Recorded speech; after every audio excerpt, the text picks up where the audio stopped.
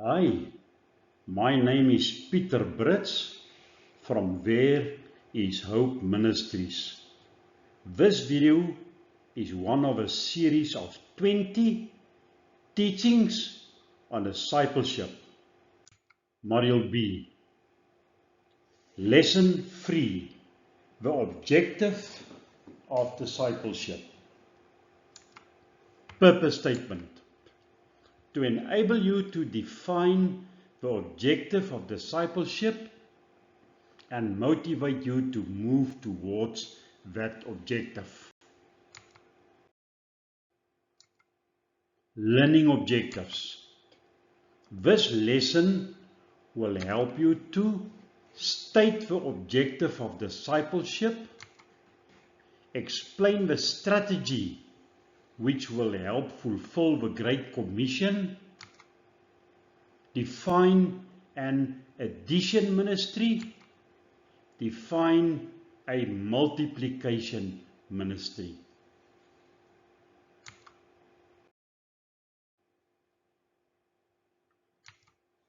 Objective of discipleship. When we are discipling others, we need to have a clear understanding of why we are discipling people. If the objective of discipleship is not clear in our minds, discipling others will very quickly get lost in other lesser goals or become an end in itself. Let us look at the definition of an objective of discipleship. Definition of an objective. The objective of discipleship is to develop a movement of Spirit-filled Christians who are obedient to God's word and are actively involved in helping to fulfill the Great Commission in this generation. Let us examine the definition of the objective of discipleship more closely. There are some key words in the definition.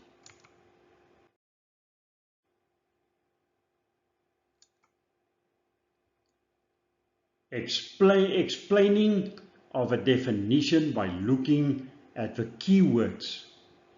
First keyword, discipleship. It is the process of leading others to a growing dependence upon Christ in the power of the Holy Spirit by means of God's word and own example. The Bible gives us commands and examples to how to be involved in discipleship. So we tell others about Christ, warning everyone and teaching everyone with all the wisdom God has given us. We want to present them to God perfect in their relationship to Christ. That's why I work and struggle so hard, depending on Christ's mighty power that works within me. Colossians 1:28-29. And 1 Thessalonians 2:8. We loved you so much that we shared with you, and not only God's good news, but our own lives too.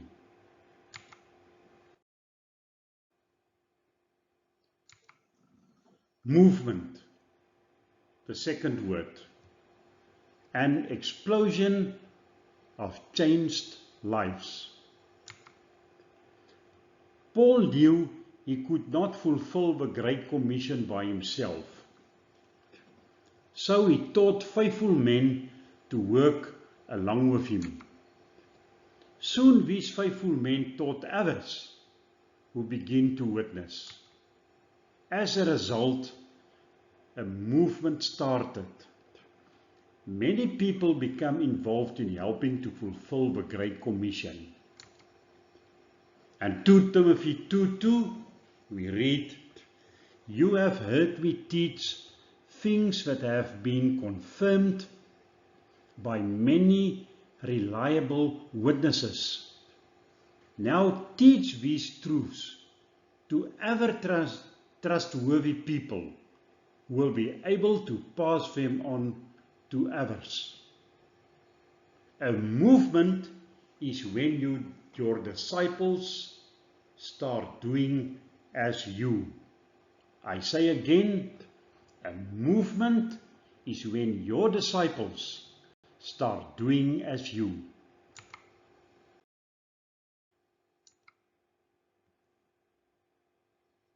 Obedient to God's word. The third point. Disciples should have a sensitive willingness to follow the commands and principles of God's word in their daily responses to God, others, and themselves. John 14:21, "Those who accept my commands and obey them are the ones who love me. And because they love me, my Father will love him, and I will love him and reveal myself to each of them."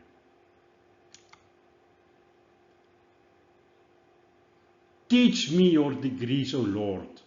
I will keep them to the end. Give me understanding, and I will obey your instructions. I will put them into practice with all my heart. Make me walk along the path of your commands, for that is where my happiness is found. Psalm 119, 33-35. A spirit-filled Christian who is obedient to God's word will mature in many areas of life.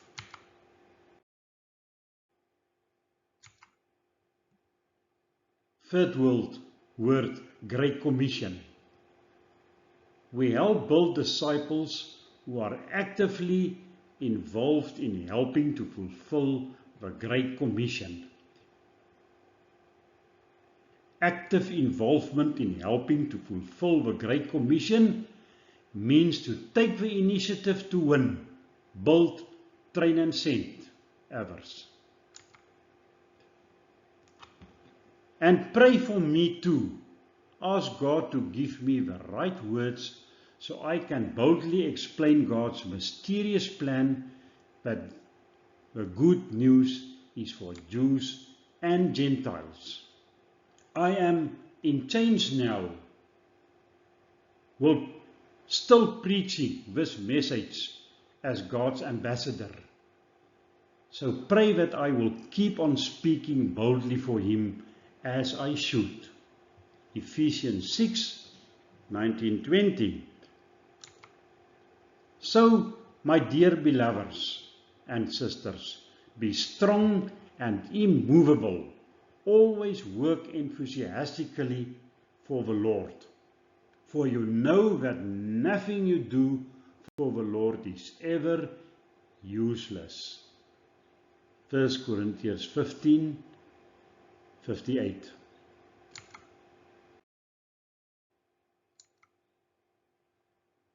Disciples worldwide help to fulfill the Great Commission. No person, church or organization can do it alone. 1 Corinthians 12:20 and 21. But now there are many members, but one body. And the eye cannot say to the hand, I have no need for you, or again the head to the feet, I have no need for you. It is one body. We all work together in the fulfillment of a Great Commission.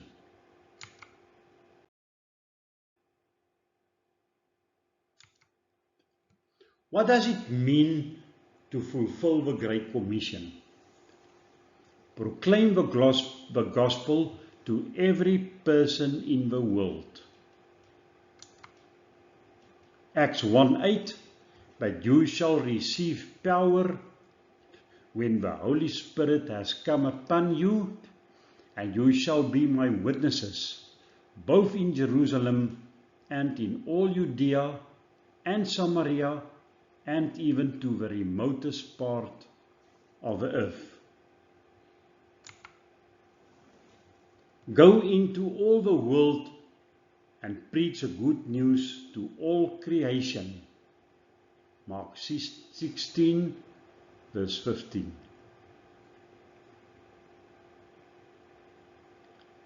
And what does it mean to fulfill the Great Commission? Second point, help disciple enough Christians in every nation of the world to ensure that every person hears the gospel generation after generation. In the depth of your heart, do you really believe that the Great Commission can and will be fulfilled? Do you think that God would give us a command that He did not expect us to fulfill? More people are alive today than ever before, and the population is rapidly increasing. How can the world ever be reached for Christ? For the remainder of this session, we will discuss a strategy which needs to exist if we are going to reach our disciple objective and thus help to fulfill the Great Commission in our generation.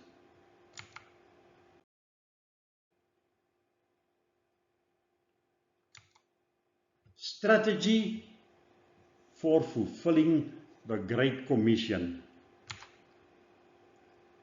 Firstly, we look at addition, and secondly, we are going to look at multiplication. But now first, addition. Case study. Let us imagine the story unfolding slightly differently.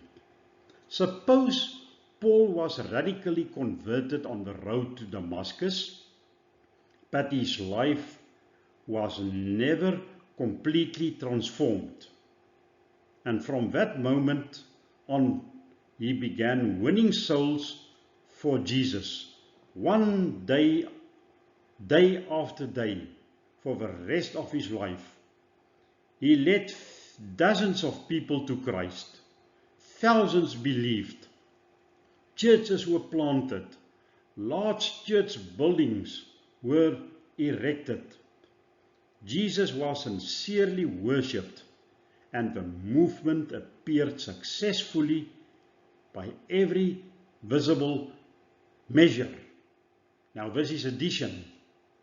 Now the question is this: if that had been all Paul did, would the world today know Jesus as it does now? The answer is no, certainly not. There would indeed have been many Christians who would have been impressive churches and passionate worship, but when Paul eventually died, and when those converts also passed away, the movement would have collapsed. The fire would have burned brightly for a moment, but it would not have endured over time. This new religious movement would have faded away, and history would scarcely remember it. The question is why? Because addition alone never changed the world. Thankfully, that is not what happened. Paul did not merely add believers to the faith. He multiplied disciples. He invested his life in faithful men and women who were able to teach others also. He reproduced his faith, his character, and his obedience to Christ in others. Those disciples made disciples who made disciples generation after generation. This is a power of multiplication. Addition depends on one gifted person, but multiplication releases many faithful people. Addition builds crowds, but multiplication builds movements. Addition grows while the leader lives. Multiplication continues long after the leader is gone. The Great Commission was never fulfilled through addition. It has always been fulfilled through multiplication, and it is still the only way the world will truly be reached for Christ.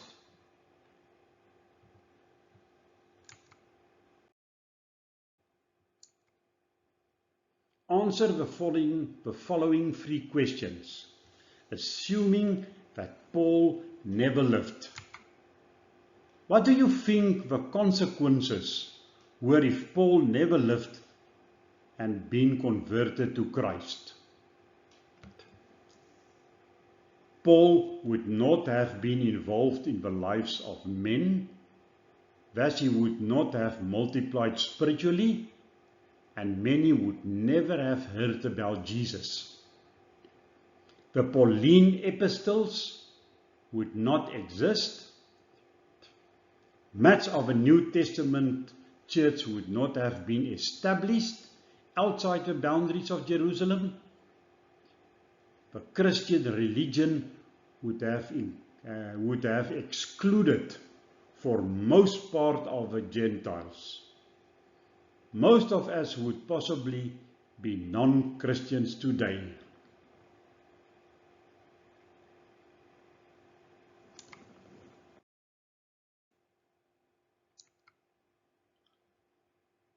Assuming that God had not supplied anyone else, the Great Commission would not be fulfilled, because Paul would not have been involved in building people, winning, building, training and sending in order to reach the world for Christ. Point 2.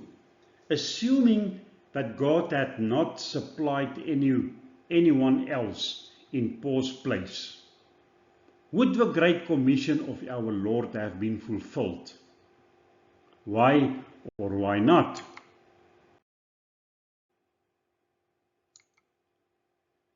Will addition reach the world? If you traveled all over the world and you presented the gospel with 1,000 people per day, how long do you think it would take to witness to every person in the world at least once? Remember, there are 8.3 billion people living in 2026.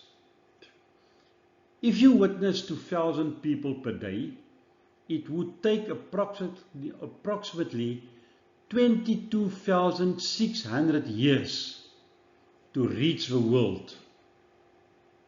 This assumes there is no population growth either, since the growth rate is more than 370,000 new babies each day. You would not even keep up with reaching newborn people. This was all about addition. Now let us look at a better way. Multiplication. Paul's example. Paul won many people to Christ. There are some verses. Paul built into the lives of a few. Paul trained these disciples.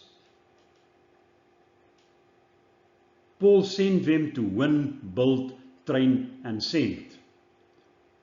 So Paul was constantly involved in teaching disciples and by winning, building, training, and sending.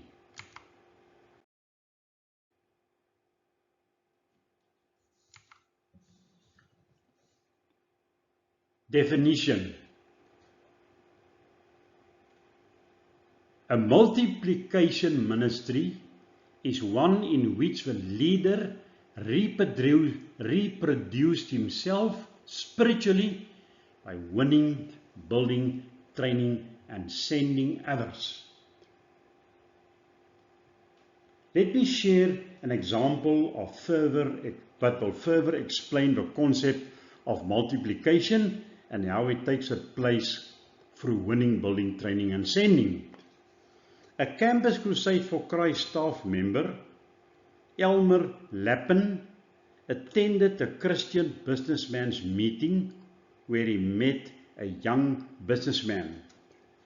As they talked, Elmer encouraged him to attend a weekend retreat sponsored by Campus Crusade.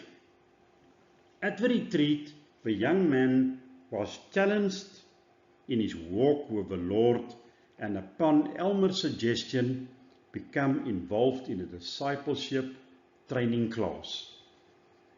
During that time, they spent time at the university witnessing. As a result, he joined the staff of Campus Crusade for Christ, using his unusual gift of illusionist to share the gospel with groups. This man exposed tens of millions of people, and thousands have become involved in ministries of discipleship and evangelism. Many of you might know the name of this world-known illusionist, Andre Cole. Because Elmer took the time to build Andre in his faith and to teach him to present the gospel, Andre was able to reproduce his life into the lives of many, many more.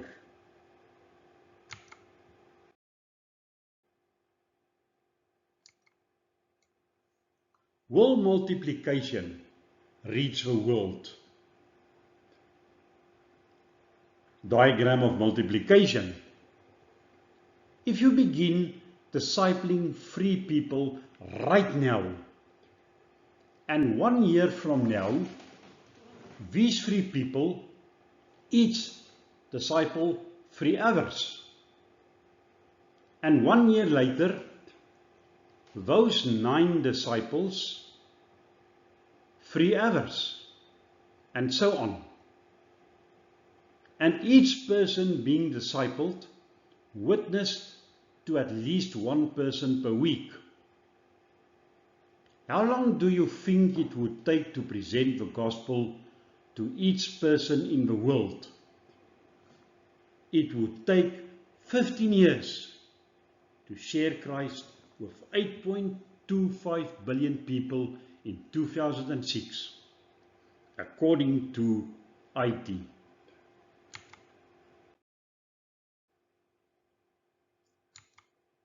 Conclusion. Our objective of helping to fulfill the Great Commission can be accomplished only through multiplication.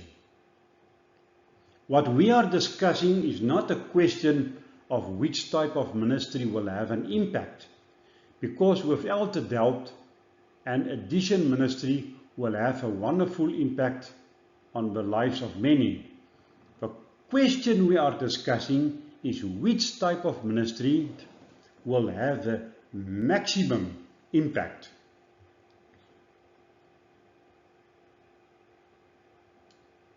If you presently have an addition ministry, that is very good.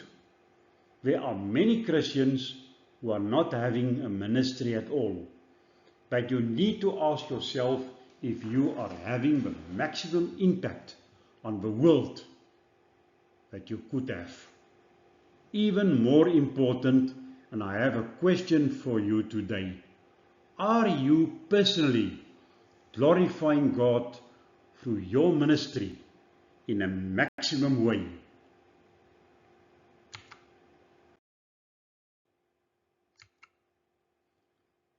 Let us close our eyes and pray together that God will develop a multiplication ministry through each one of us. Dear Lord Jesus, we thank you for the example you gave us during your time on earth, for the way you invest in your disciples, teaching them, guiding them, and equipping them to multiply your work. Father, we ask that you fill every student during this course with faithfulness and passion. Help each one to be a disciple who not only follows you, but also faithfully invests in others, teaching and equipping them to do the same. Holy Spirit, guide their hearts and hands. Give them the wisdom, patience, and courage to walk with new believers, so that the process of multiplication continues faithfully from one person to the next.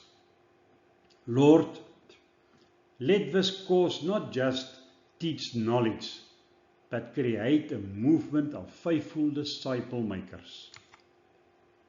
People whose lives bear fruit that remains for generations to come.